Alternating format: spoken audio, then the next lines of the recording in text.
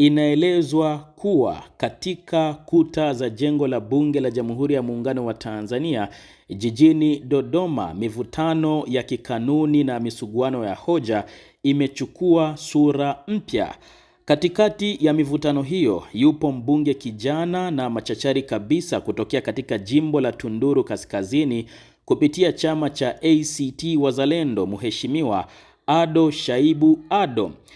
Hivi karibuni anga la kisiasa lilitandwa na mawingu mazito kufuatia onyo zito lililotolewa na spika wa bunge hilo Mheshimiwa Musa Azan Zungu dhidi ya Mheshimiwa Ado Shaibu Ado. Lakini kama ilivyo ada ya siasa za hoja, ukimya wa Mheshimiwa Ado Shaibu ndani ya chumba cha bunge haukuwa mwisho wa simulizi hiyo, bali ulikuwa ni utulivu kabla ya dhoruba ya majibu ya kimaandishi. Leo tunakwenda kuangazia na kuchambua hatua kwa hatua. Je, ni nini hasa kilitokea bungeni na kwa nini Ado Shaibu Ado amekuja na barua nzito ambayo imezua mjadala mpana kuhusu haki, wajibu na kanuni za kudumu za bunge? Ungana nami moja kwa moja mpaka mwisho wa habari hii tukatazame jinsi ambavyo Mheshimiwa Ado Shaibu Ado, mbunge huyu, alivyoibuka na barua nzito muda mchache tu baada ya onyo zito la spika wa bunge dhidi yake. Turudi nyuma kidogo hadi tarehe 17 ya mwezi huu wa 4 mwaka huu wa 2026. Wakati huo bunge lilikuwa likijadili makadirio ya mapato na matumizi ya Wizara ya Ofisi ya Rais, Management ya Utumishi wa Umma na Utawala Bora. Mheshimiwa Ado Shaibu Ado alipewa nafasi ya kuchangia na hapo ndipo cheche zilipoanza kuruka. Katika mchango wake, Ado Shaibu Ado aligusia mambo mawili mazito yenye maslahi mapana kwa taifa. Jambo la kwanza ni ufisadi na ripoti ya CAG, na jambo la pili ni suala la utekaji. Katika sehemu ya ufisadi na ripoti ya CAG, Ado Shaibu Ado alidai kuwa jumla ya shilingi trilioni 2.5 zimepotea kutokana na ubadhirifu, akirejea ripoti ya mdhibiti na mkaguzi mkuu wa hesabu za serikali CAG ya mwaka wa fedha 2023-2024. Lakini katika suala la utekaji, Mheshimiwa Ado Shaibu Ado alizungumza kwa hisia kupotea kwa watu, akitolea mifano ya Balozi Humphrey Polepole, Deus Dedith Soka wa Chadema na wengineo, huku akitaka serikali iunde chombo huru cha uchunguzi. Hata hivyo, safari yake ya dakika chache bungeni ilijaa vikwazo. Alikatishwa mara 2 kwa taarifa kutoka kwa mbunge wa Kaliua Mheshimiwa Tama na waziri wa mambo ya ndani Mheshimiwa Patrobas Katambi. Wakati mwenyekiti wa bunge Cecilia Pareso alipomtaarifu kuwa muda wake umeisha, Ado Shaibu Ado alijaribu kuomba dakika 1 ya nyongeza kutokana na muda wake kupotezwa na interruption hizo, lakini alizimiwa kipaza sauti na kuonekana akiendelea kuzungumza bila sauti kusikika. Siku chache baadaye, tarehe 21 ya mwezi huu wa 4 na mwaka huu wa 2026, spika wa bunge la Jamhuri ya Muungano wa Tanzania Mheshimiwa Musa Azan Zungu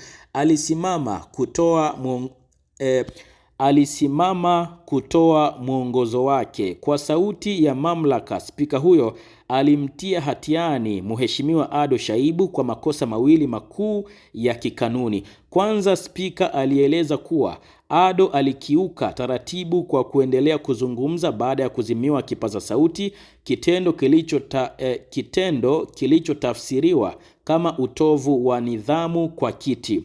Pili, spika alimkosoa Ado Shaibu kwa kurejea ripoti ya CAG ya mwaka 2023-2024 bungeni, akisema kuwa ripoti hiyo bado haijafanyiwa kazi na kamati za bunge, yani PAC na LAAC, ambapo kwa bahati mbaya Ado Shaibu ndiye mwenyekiti wa mojawapo ya kamati hizo. Spika Azan Zungu alitoa kauli ambayo ilibeba mchanganyiko wa wa maonyo na msamaha akisema, na nukuu, anasamehewa kwa sababu ni mbunge mgeni, lakini asipobadilika nitalazimika kuchukua hatua za kinidhamu za kikanuni dhidi yake. Wakati onyo hilo likitolewa, Mheshimiwa Ado Shaibu Ado alionekana kuwa mkimya, mwenye utulivu wa hali ya juu na unyenyekevu ndani ya chumba cha bunge, jambo lililowafanya wengi waamini kuwa amekubali yaishe. Hata hivyo, ilipofika tarehe 22 ya mwezi huu wa 4 na mwaka huu wa 2026, taswira hiyo ya unyenyekevu ilibadilika na kuwa msimamo thabiti wa kimaandishi, ambapo kupitia barua rasmi ya taarifa kwa umma kutoka ofisi ya mbunge wa Tunduru Kaskazini, Mheshimiwa Ado Shaibu alijibu hoja za spika kwa ustadi wa hali ya juu. Ado Shaibu Ado alijibu hoja za spika kwa ustadi wa hali ya juu. Katika barua hiyo kwa umma, Ado Shaibu ameonyesha unyenyekevu wa kikanuni lakini ujasiri wa kisiasa. Amerejea kanuni ya 81 ya kanuni za kudumu za bunge inayosema mwongozo wa spika ni wa mwisho. Hivyo akatamka kuwa hana kauli zaidi ya kupinga mwongozo huo. Lakini sehemu ya pili ya barua yake ndiyo iliyobeba uzito wa hoja. Ado amesisitiza: 1. Dhamira ya uwakilishi kwamba aliingia bungeni kama jukwaa la kutetea haki na maslahi ya wananchi.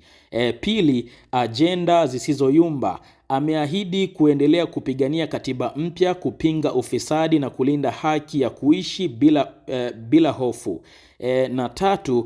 Ujumbe wa kihistoria. Amemalizia kwa kusema kuwa mapambano ya haki hayajawahi kuwa mepesi na kwamba anafahamu safari hii ina vikwazo, lakini amedai kwamba hatorudi nyuma kabisa.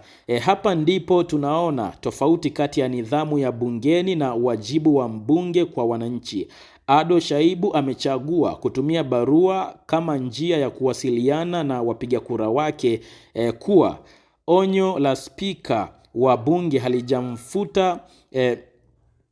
Ado Shaibu Ado amechagua kutumia barua kama njia ya mawasiliano na wapiga kura wake kuwa onyo la spika wa bunge halijamfuta ulimi wake.